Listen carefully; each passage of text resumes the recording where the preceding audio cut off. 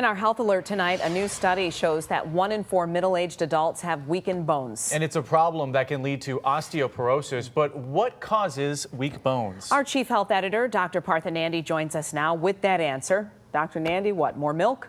Yeah, Glenda and Alan, a lot of folks don't realize that your bones can start changing well before you hit middle age.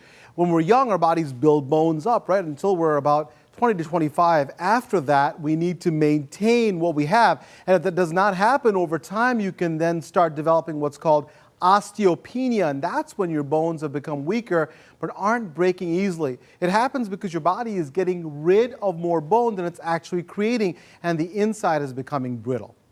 So we know it's common for older women to have bone loss, but what about men? So Glenda, it's super common with women, but men can have it too. We can have this problem as well. In fact, in this new study, it looked at both men and women between the ages of 35 and 50.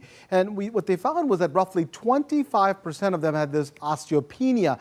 And this really shows that it's important for both sexes, both men and women, to take steps to protect bone loss at a very early age. Doc, I feel myself, I feel like I've got good bones. How can we know if we have bone loss and what's the treatment for it? Yeah. Great question. There's a test, Alan, called a bone density test. Painless and non-invasive. It's basically an x-ray that measures calcium and bone minerals, and I recommend that you speak to your doctor about it, especially if you went through menopause early, took steroids for several months, or if there's any family history of it. If you do have bone loss, depending on how severe it is, there are medications that can treat it.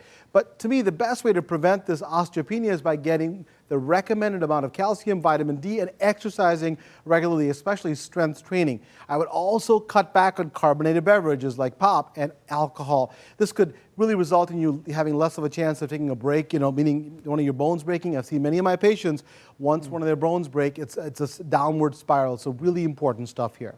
All right, Dr. Nandi, thanks so much. My pleasure. If you have a question or health concern for the good doctor, email him at drnandi@askdrnandi.com or send it to us on Facebook or Twitter.